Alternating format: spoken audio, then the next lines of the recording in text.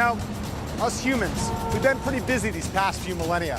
Since whenever it was we stopped dragging our knuckles on the ground and made the great leap forward from chimpanzee to Homo sapiens. We've made a lot of mischief, that's for sure.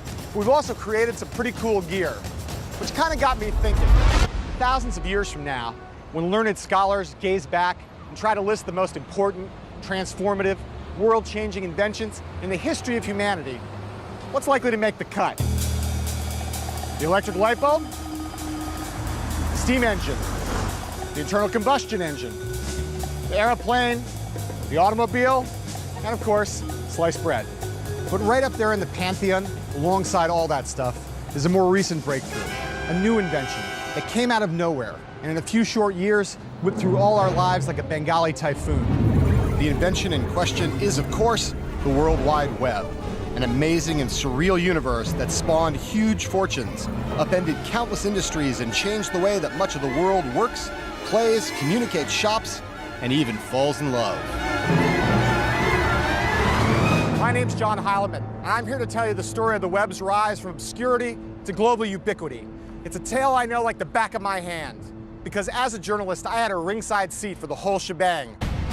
For more than a decade, I was right here in Silicon Valley, witnessing up close the moments that shaped the internet age.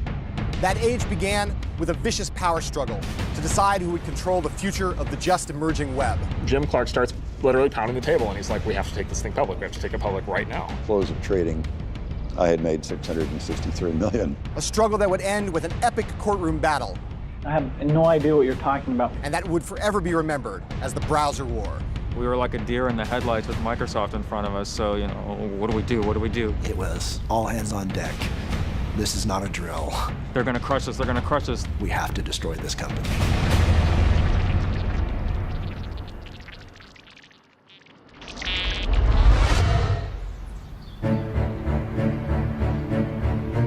Now today we're all used to the web with its fancy video and graphics and sound, where one mouse click can send us rolling down a new path. Who knows where you'll end up?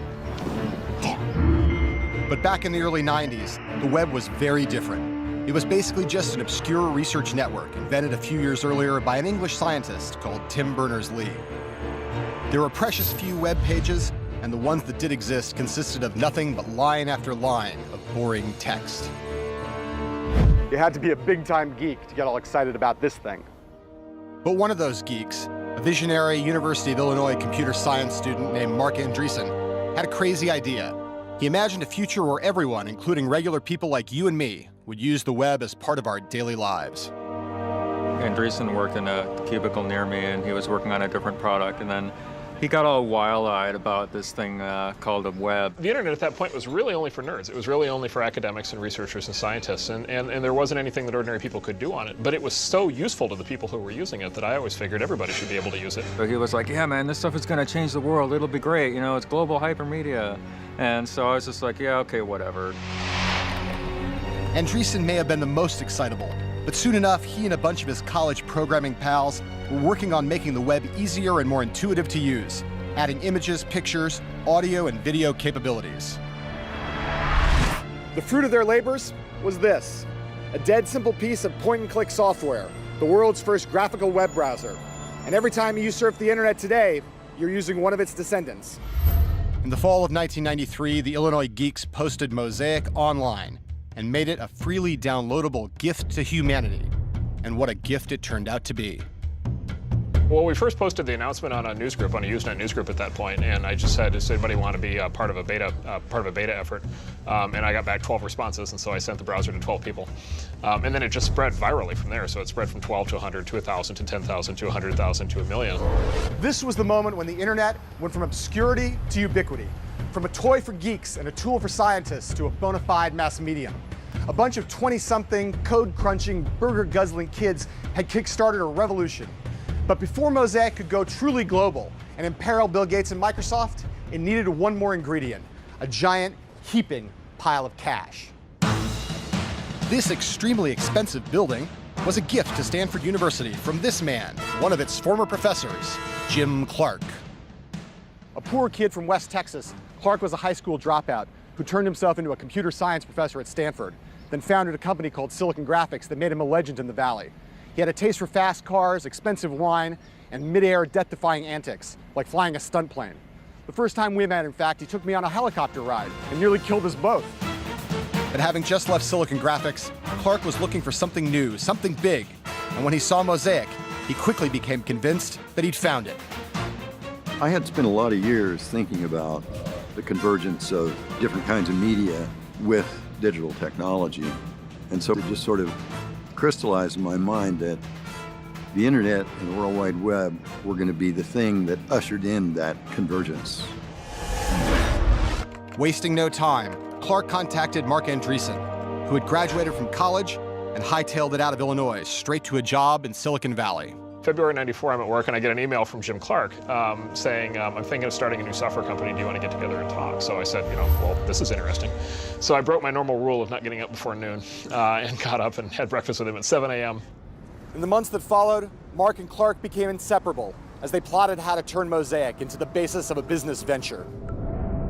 But this obviously wasn't something that they could do by themselves. They needed a team. And soon they were on a plane for Illinois on a recruiting trip that would spark the start of the internet age.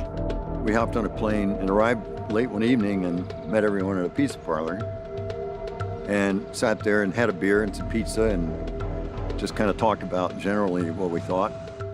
Well, I think we were all a little intimidated, to tell the truth, because he was this big Silicon Valley guy, relatively famous, had founded a very large computer company.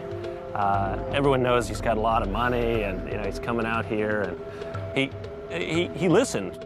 I didn't have a concept of how we would make money at the time, but it's like so many other things. If there are that many people using something, and it had grown to 1 million users in a period of 9 months, there's going to be a way to make money out of it. But these guys had no clue. What Clark cared about right now was getting the Illinois geeks on board, so he made them an offer beyond their wildest dreams.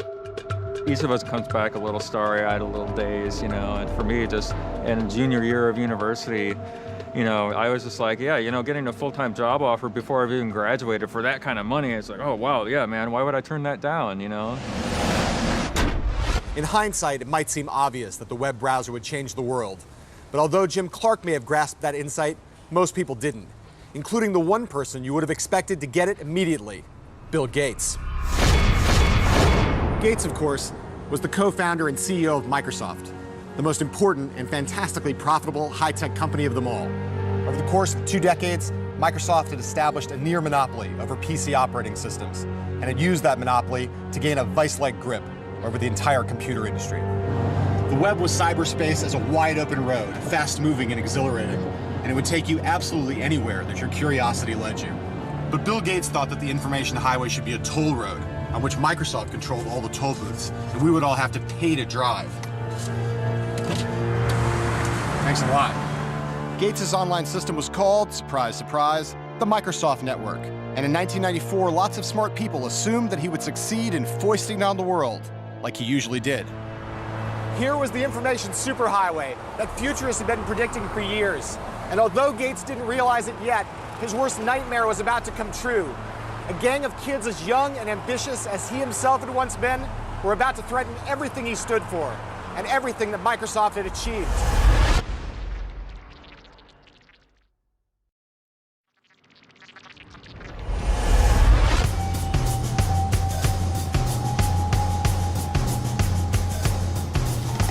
Brilliant, the spectacle that obsessed with computers since his boyhood, Bill Gates' journey to becoming the most powerful figure in technology began in 1975 when, at the age of 19, he dropped out of Harvard to start Microsoft with his high school pal, Paul Allen. Gates' vision was simple and wildly ambitious. A PC on every desktop, in every home and every office, and every one of those PCs running Microsoft software. By 1993, his dream was tantalizingly close to becoming reality. About 90% of the world's PCs were running Microsoft Windows. Gates and the army that he'd amassed on Microsoft's sprawling campus in suburban Seattle worked insanely hard, and they played very rough with their rivals. The company's rise had left a trail of corpses in its wake. There was Lotus, there was WordPerfect, there was Borland, there was Novell, even mighty IBM, all brought to their knees. Gates was now one of the richest and most influential men on earth, and he knew it. One night at a dinner party, He and some friends were discussing the election of Bill Clinton as president, and Gates blurted out, "I have as much power as the president does." His wife kicked him under the table when she heard that. But the truth of it was, he might have been right. To many, Gates' power was seductive, irresistible. If you were a young, hungry software engineer like Thomas Reardon or Hadi Partovi, or a seasoned executive like Sam Jadala, Microsoft was the place to be. A place where it didn't matter if you were handsome or athletic. A place where smartness, measured by the ability to crank out killer code, was the only thing that counted. In other words, nerd nirvana. In the early 90s, the Microsoft campus was a very dynamic culture. You'd have many of the smartest people in computer science at all different ages, but it was a surprisingly young company overall. The average age of the company was probably 26, 27. Microsoft was not the biggest software company in the world, but in a weird way, it was the hottest, and it was clear. There was a vibe when you walked in the door, a kind of cockiness that perfused like every kind of job at Microsoft. It wasn't just the engineers. I joined Microsoft in 1987, and this was a group of people who wanted to win. This was a group of people who were very aggressive about the competition. Microsoft's behavior was certainly extreme, but it was driven less by arrogance than by fear and insecurity. Gates knew that at any moment, some puny little startup in a garage somewhere could rise up and topple Microsoft, just as they'd done to others. And along with his trusted lieutenant, Steve Ballmer, he was determined not to let that happen. Unlike Gates, the college dropout, Ballmer had actually been to business school. Where Gates was Microsoft's superego, skinny and cerebral, Ballmer was its raging id, beefy and emotional. But it was nothing compared to Gates himself, the smartest of the Microsoft smart guys, a brainiac who never suffered fools gladly, if he even suffered them at all. That's ridiculous. I'm not using this thing. No. Somebody's confused. Somebody's just not thinking. I mean, there's no way. We'll figure it out. You guys never understood. You never understood the first thing about this. In all the times that I've met Gates, there's only been one consistent element. The moment when he looked at me and said that something I'd said was the stupidest thing he'd ever heard. And I didn't even work for the guy. But Thomas Reardon did. And he remembers his first meeting with Gates as one of the most unnerving experiences of his life. He is not one known to throw out compliments. It was just sort of a, that's good, looks good. Yeah, we probably need to do more of this. And that was about the feedback that I felt like we got. And it wasn't that he was disinterested. I think I learned at the time, really, you feel like you've had a major victory if you haven't been shredded. If he hasn't called you an idiot 19 times, guess what? You had a good Bill meeting.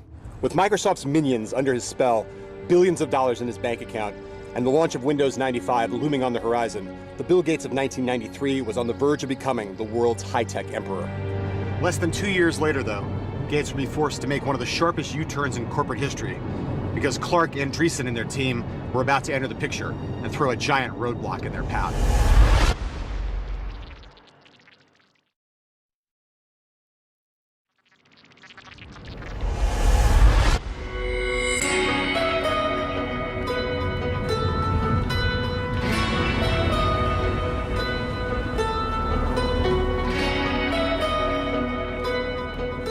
Certain parts of the world have always been magnets for certain types of people. LA is for actors, Las Vegas is for gamblers, Paris is for artists.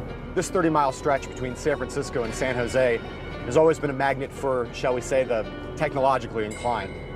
In the summer of 1994, this place had become home base for Jim Clark and his renegade band of young web browser pioneers. In the next few months, they would launch the fastest-growing software company the world had ever seen, Netscape Communications. Under the watchful eye of Clark, the Netscape guys were adherents to the cause of spreading the reach of the still embryonic web, and hopefully getting rich in the process. But first, they had to deal with a severe case of culture shock. I've never been out to California before, and when I got here, I was like, how come no one told me about this place before? This is the Mecca. Yeah, this is kind of the Disneyland for geeks out here. It was also a brilliant move to take a bunch of guys, move them out of their home environments and just drop them into a new company because we didn't know anything else except work. The plan was simple. Back in Illinois, the gang had created the first graphical web browser, Mosaic. Now they would work like maniacs to build a new browser based on that and turn the internet into the future of commerce and communication. Just another day at the office, right? I think the mission as communicated to me and the rest of the group was to take over the world as quickly as possible. You know, nothing big, nothing really grand, just go out there and make software so compelling and so great that you'd have to be an idiot not to want it. But everyone at Netscape knew that time was of the essence. The web was becoming more popular with every passing day. The fear was that another, more powerful company would see its potential and launch a browser before Netscape had a chance to. I was on about a 36-hour cycle, and so I'd work for about 24 hours and sleep for about 12 hours, fueled in those days primarily by Skittles and Mountain Dew. There was an extreme sense of urgency once we started, because we all knew that to do. And they were right to be worried, because back in Seattle, even though Bill Gates still had his doubts about the web, some Microsofties were aware of Netscape. Thomas Reardon at one point contacted the young company to sniff around for information, and found that whatever their inner fears, Netscape gave off a different public vibe, one of supreme arrogance. We were kind of aware of them at a distance, so called up and talked to an executive there, and basically got told to go pound sand. And I was like, wow, like every company I called was like, wow, Microsoft's calling. Netscape, 15 minutes and just told me to not interested, and not just not interested, but don't even try calling back. When you're at Microsoft, you kind of get used to being kind of lords of the industry and everybody paying you some, homage at some point in time. Nothing. It's clear that Netscape culturally already perceived Microsoft as the people to take out. On the 13th of October, 1994, after months of feverish nonstop coding, Netscape's new web browser, Navigator, finally hit the streets. From this moment, conflict was inevitable, with Netscape cast as the upstart David and Microsoft as the mighty Goliath. Now, you might not think that David would have much of a chance in this fight, but from the moment Netscape's browser, Navigator, was launched, it was an instant runaway success. The night of the first release, we set up in one of the conference rooms, we set up a computer to watch the downloads, and we had a sound effect where there'd be a cannon shot every time somebody downloaded the software. And after a while, it sounded like a war, because there was just cannon shot, it's just continuous cannon shot. Soon the web was spreading like wildfire around the globe. The internet age had truly begun, and it had nothing to do with Microsoft. We'd never seen anything like this in the history of software. In 30 days, 90% of the people who were on the web switched from Mosaic to Netscape. That just doesn't happen in software. Nothing. Ever. Ever. There was a point probably when Netscape got 1 million downloads, and suddenly we thought, what's going on? 1 million downloads? That's a pretty big number. But the truth is that Microsoft's worries about Netscape ran a lot deeper than its little browser. And to understand why requires just a little technical understanding. In the computer business, the companies that have the most power control what's known as a software platform. That's the software on which other programs run on top. With its near monopoly over the Windows operating system, Microsoft controlled the ultimate platform. It was the one on which the whole computer business rose and fell. And for years, it was impossible to imagine that anyone could ever challenge its supremacy. But now Bill Gates' many rivals in Silicon Valley began to imagine a different future. A future where the browser could be an alternative platform, one where you could carry out all your computing needs online, thereby leveling the playing field in the industry and rendering Windows, the most profitable software in the history of man, completely irrelevant. Suddenly we realized, wow, we've got a kink in the armor. There is a way that somebody could dislodge the Windows franchise, and there are scenarios that could become popular where suddenly we lose our leadership position. Netscape's sudden success was impossible for Microsoft to ignore. Suddenly, Bill Gates got it. Not just the importance of the web, but the scale of his own strategic blunder and the need to rectify it right now. Late one night, Gates sat at his computer and pounded out a memo to his troops entitled, "The Internet Tidal Wave." He declared that the web was, quote, the single most important development in computing since the PC. And he wrote about Netscape as, quote, a new competitor born on the internet, a competitor that Microsoft absolutely had to, quote, match and beat, which meant to destroy. This was a just complete take a right turn, everybody right now, starting not like next week or next month, but starting tomorrow, figure out how your job changes. Bill's message to the company was, let's go find lots of ways for us to now engage in this new battle. That's probably, you could argue, the beginning of the browser war.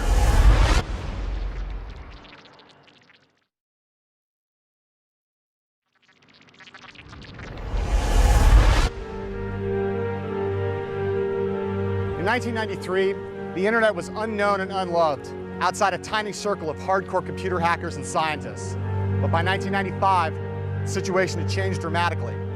Now, thanks to the wizardry and the manic energy of a bunch of engineers here in Silicon Valley, the internet was becoming a full-scale phenomenon, a technology being compared in its importance to television and the printing press. Leading the charge was Netscape. Its browser was quickly becoming the gateway to the web for millions of people.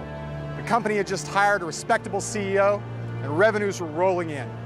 The future looked incredibly rosy, or did it? This man certainly didn't think so. His name is Gary Reback, a well-known antitrust lawyer in Silicon Valley who back in the summer of 1995 was limbering up for the fight of his life. Like many in the Valley, he knew that Bill Gates would be coming after the internet, and he knew better than most, from a career of clashing with Microsoft on behalf of his Valley clients, that when Gates came after your business, one thing was certain: there would be blood.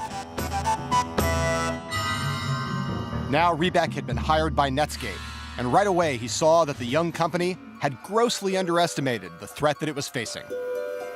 Netscape's business plan assumed that Microsoft would either obey the law or someone would force them to obey the law. Now, I suppose that's not an unreasonable assumption. After all, if you start a business, you don't expect a competitor to just burn your plant down.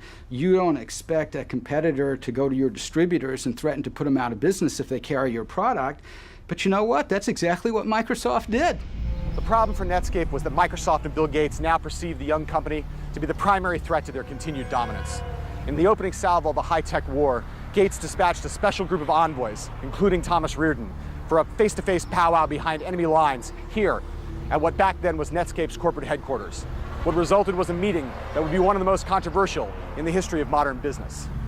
That the Microsoft-Netscape meeting took place here, that much we know for sure. But what actually happened behind closed doors remains the subject of intense and bitter debate. The Microsoft version goes something.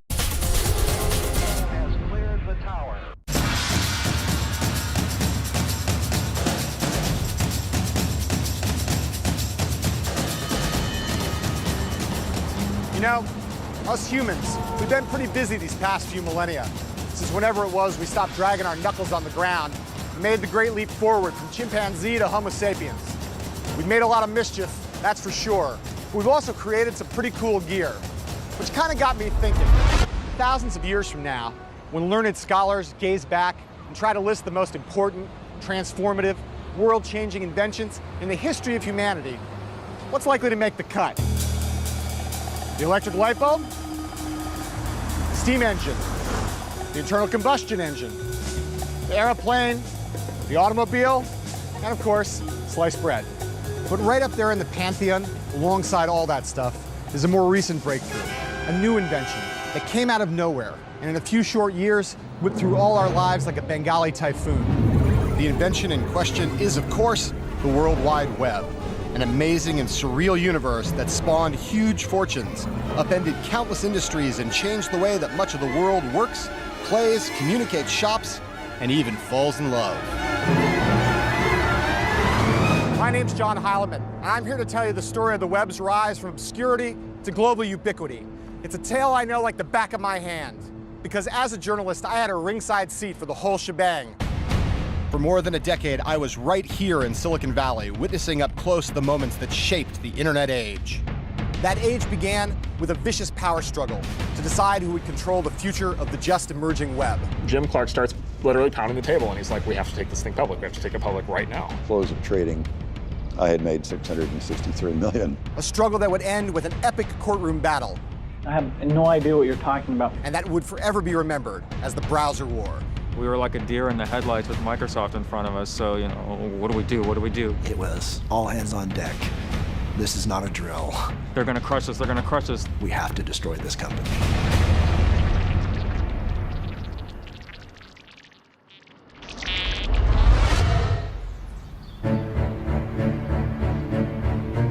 Now today we're all used to the web with its fancy video and graphics and sound, where one mouse click can send us rolling down a new path. Who knows where you'll end up? But back in the early 90s, the web was very different. It was basically just an obscure research network invented a few years earlier by an English scientist called Tim Berners-Lee. There were precious few web pages, and the ones that did exist consisted of nothing but line after line of boring text. You had to be a big-time geek to get all excited about this thing. But one of those geeks, a vision. The standard rule in Wall Street was that a company needed to have at least a year, and preferably 2, of strong and growing profits before it could even think about going public. But Netscape in August of 1995 had only been in existence for a year. It didn't have a dime of profits, and it had no idea how it was going to make them. And as Jim Clark told me at the time, the only reason that he wanted to go public so fast was because he needed a giant windfall so he could build the world's biggest computerized yacht. So under these circumstances, going public was lunacy for Netscape, right?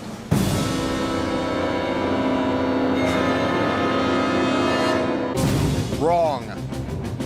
On the day of the IPO, Netscape stock went through the roof, igniting the internet boom that would rage for the rest of the decade.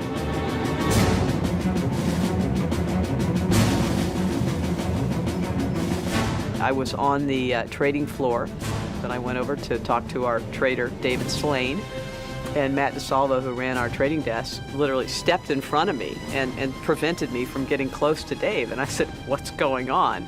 And he said, "There's a lot of volume in the trading in the shares, and Dave needs all the focus that he has." And you start seeing, biggest IPO ever, biggest rise. It's like all this crazy stuff. I'm like, wow, people really like us, I guess. The internet went from nothing to, the biggest story to hit the media and sort of consumer consciousness in a long time.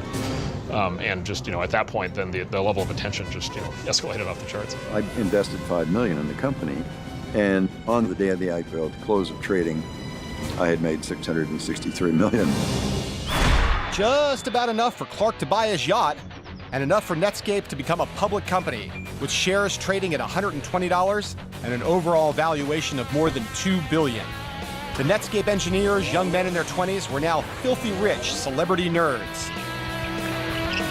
Sure enough, it went straight to their heads. High on their own fumes, the Netscapies began to think they were invincible. They treated even their allies with arrogant indifference. And as for their enemies, one in particular, they violated one of Silicon Valley's cardinal rules: don't moon the giant. Back in the days when no one would give the finger to Microsoft, here was Mark Andreessen in the press over and over, heaping scorn on the company. Mark Andreessen was very clear on many occasions that he didn't think much of Microsoft, he didn't think much about the quality of Microsoft software, and he thought that Windows was dead. Windows is going to be a bag of poorly debugged device drivers was one of his sort of most notable quotes. A poorly debugged set of device drivers? What does that even mean? To people who speak English like you and me, it doesn't sound so bad.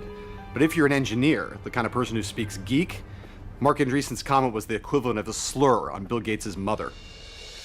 And it played straight into Gates' hands, spurring Microsoft on in their burgeoning war against Netscape. For the developers in Windows, who were some of the best developers in the world, to have their baby thought of as a set of poorly debugged device drivers was maddening. And it was insulting, and it got them motivated. I actually personally postered the walls of our hallways with pictures of the top executives from Netscape and some of the quotes that they made simply to motivate people to know, these are the faces of the people you're fighting against. Then you started actually reading articles where people are like, Netscape, the new Microsoft? We're like, no, we're the Microsoft. We're the new Microsoft. With his engineers spoiling for a fight and emotions running high, on December 7th, 1995, Gates let the world know that he had Netscape in his sights. Microsoft planned to drive Clark and Andreessen's startup to an early grave with a web browser of its own, Internet Explorer. Microsoft hastily arranged a press and analyst meeting in Seattle. They did it by design on the anniversary of the attack on Pearl Harbor. and it was called the Pearl Harbor Day, and the view was they were going to attack Netscape with all that they could.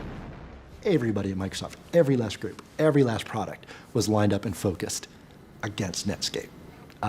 We could say it was focused on the internet, but it was against Netscape. That was it. It was everything. It was all hands on deck. This is not a drill. We have to destroy this company. With traffic on the information highway accelerating rapidly, Gates had pulled out all the stops, pouring millions of dollars into the web and turning Internet Explorer into a do-or-die cause at Microsoft. The sleeping giant had awakened, was how he put it, and now Netscape was about to find itself in a world of trouble. So maybe, just maybe, it had been a mistake to moon that giant and get its dander up. Maybe Andreessen should have been just a little bit less confrontational. If you want to explore that with other people, I'm fine with it. Okay. But I think I'll take a pass. Andreessen announcing that Windows would be irrelevant was probably not such a hot idea.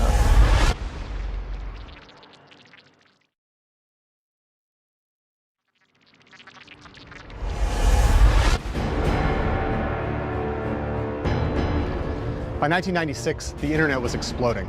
With billions of dollars at stake, Microsoft and Netscape were locked in a titanic power struggle over who would become the dominant force in the brave new world of the web. And now it was entering its final, its most dramatic, and for Netscape, its most devastating phase. Despite Netscape's head start, Microsoft's Internet Explorer team had some real advantages. Vast financial resources and reserves of coding talent, and a leader, Bill Gates, who was willing to do anything, up to and including breaking the law, to annihilate Netscape, the fresh-faced company that now ruled the web, captured the public's fascination, and threatened to finally undermine Microsoft's rule of fear. I remember going back to college and talking to some friends and telling them, I was working on building a Microsoft competitor to Netscape, and people just laughing at me, thinking, what are you thinking? There's no way. Microsoft's plan was straightforward. Analyze Netscape's every move and imitate it. Release version after version of Internet Explorer and slowly chip away at Netscape's lead in browser market share, 1 percentage point at a time. My typical day was I'd get up, feed the kids breakfast, maybe take them to daycare, get to work around, let's say 9:30 in the morning, and then I'd stay till 3:30 in the morning. I'd come home, get about 4 hours of sleep, get up, have breakfast, take kids, go to work, and then work 9:30 to 9:30. We didn't get any extra pay compared to other Microsoft employees. We were just scared for our product would lose. And it wasn't just the engineers who were working as if their lives depended on it. Gates also had at his disposal another formidable weapon, his shadowy army of salesmen. Secretive, relentless, and sometimes underhanded, their mission was clear: to put Netscape Navigator out of business by whatever means necessary, to cut off its air supply, as one Microsoftie put it, and to shove Internet Explorer down the throat of every Microsoft customer. The people who sold software to PC manufacturers were like a dark cult of people who you just knew just kept making money in ways that maybe we didn't even want to know how they were making money. They're like ninjas. They're like, you don't ask them what they do, they go in and they do these deals. They're $500 million deals. These are big multi-year sales deals. And they would do whatever it is they did, and I didn't want to know, and people around me didn't want to know. Gates' army of silent salesman assassins used all kinds of sharp-edged tactics to stop PC manufacturers from installing anything other than Internet Explorer. They had told Compaq that if they distribute our browser, that Microsoft would cancel the Windows license. Well, Compaq couldn't be in business without the Windows license, so therefore they weren't going to distribute our browser. Whatever else might be said about Microsoft's dirty pool, it was working. As both companies went head-to-head with version after version of their browsers, the market share of Internet Explorer steadily grew, and Netscape started to feel Microsoft breathing down its neck. Your room for mistake is 0. You sleep one deadline, the guy is right on your heels, right? So so it was hard. We were like a deer in the headlights with Microsoft in front of us, so, what do we do? What do we do? They're gonna crush us, Netscape's sense of impending doom was heightened by one final factor. If the company was going to live up to its potential, it needed to make profits, so every dime of revenue was precious. But Microsoft had billions of dollars in the bank, which let it do something extraordinary. Rather than charging money for its web browser, as Netscape had to, Microsoft was able to give Internet Explorer away for free, bundled and seamlessly integrated into the Windows operating system. With IE4, it was over. I mean, it wasn't, oh, we're going to win. With IE4, we had 80+% of all browser users, everybody. By September 1997, the browser war was over. Microsoft had emerged triumphant. Netscape was reeling, its business on the ropes, its very survival in doubt. To mark the launch of Internet Explorer 4, Bill Gates decided to throw a party for the software warriors who'd created his new browser. But rather than throwing it here in Seattle, he decided that the more delicious venue would be here in San Francisco, the very heart of Netscape territory. During the celebration that followed, Thomas Reardon and his drunken colleagues noticed a 9-foot-tall Internet Explorer E symbol standing in the lobby of the party venue and were seized by a devilish, if inebriated, idea. We hoisted that big, huge, I don't know, several hundred-pound E up onto this truck and couldn't really get it roped down to the truck at all. Having secured the giant E in the back of a truck, the drunken Microsofties paid a driver to take them down Highway 101 into Silicon Valley. Then they dumped it here in the Netscape fountain and staggered their way back to the hotel. A juvenile prank? Absolutely. But a fitting symbol, too. From that point on, it was all downhill for Netscape. A year later, its market share now in single figures and dwindling, the company that ushered in the internet age was acquired by a bigger, but much uncooler company, AOL. You know, there was a sense that we were building something to last. It got rolled into AOL. It's just like, you know what? It's gone. That's it. It's not going to last. And that was pretty hard.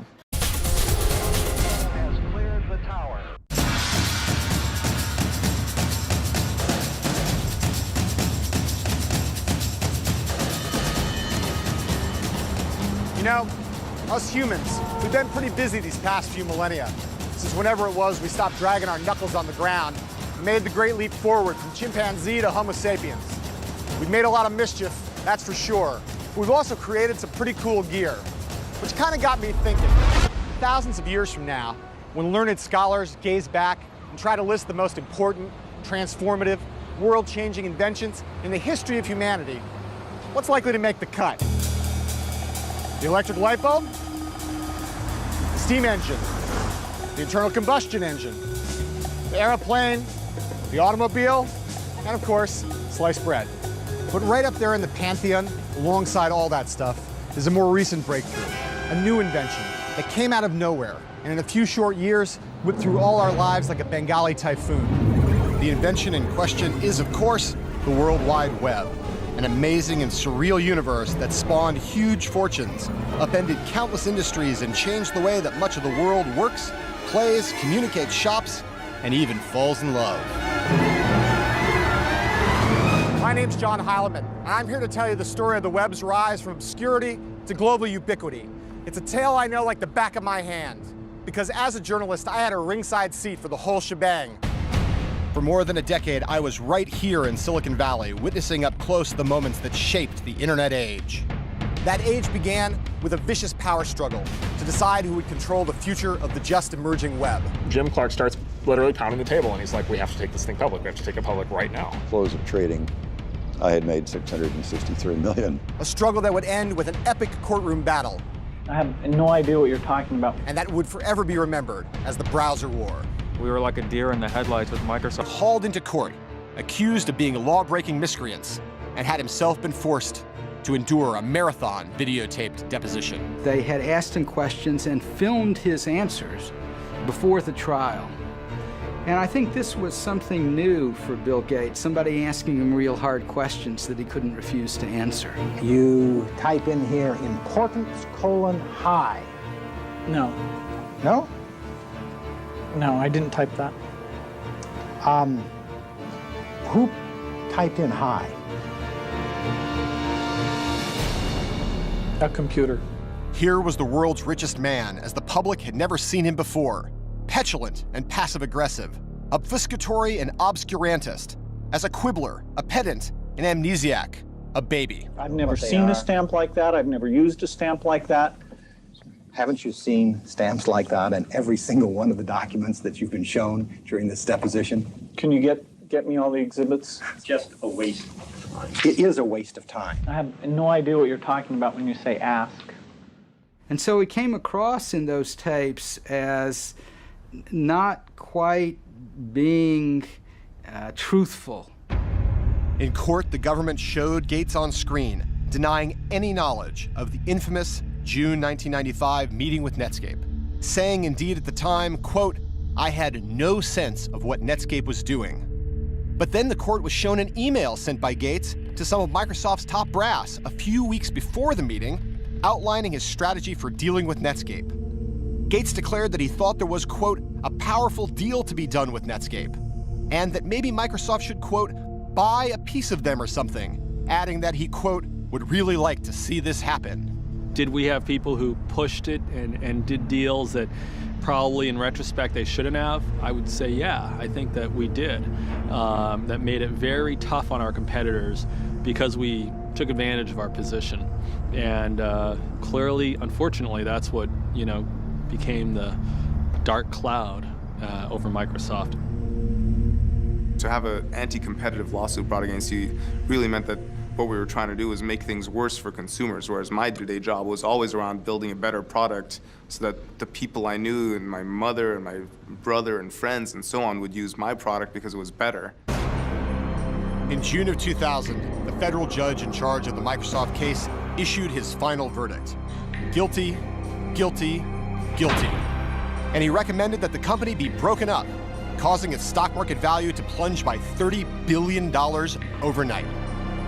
The verdict brought the highest kite's Internet Explorer team crashing down to earth, but it was even harder on Gates himself. The trial had taken a tremendous toll on Microsoft's boss.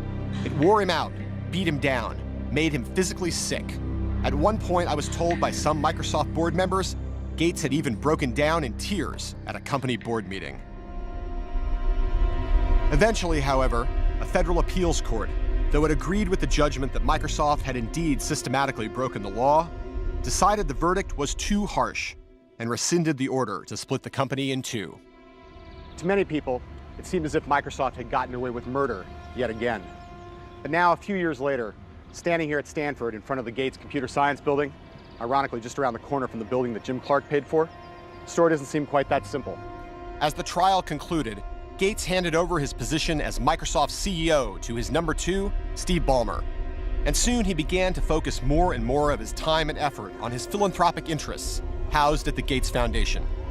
What's clear is that very much like J.D. Rockefeller, that robber baron of an earlier age, Gates may wind up changing the world as much with his charity work as he did at Microsoft. What's equally clear is that Microsoft is no longer the force it once was. The cowboy swagger and bravado that defined the company in its golden years is gone. Although Microsoft won the browser war, the revolution sparked by Netscape unleashed a new generation of startups, companies like Google, that have made Microsoft look old and clueless and lumbering, just as Microsoft and Gates made IBM look 2 decades ago. And so an eternal lesson of the high-tech world has been proven true again. Even the most powerful empires can disappear in one click.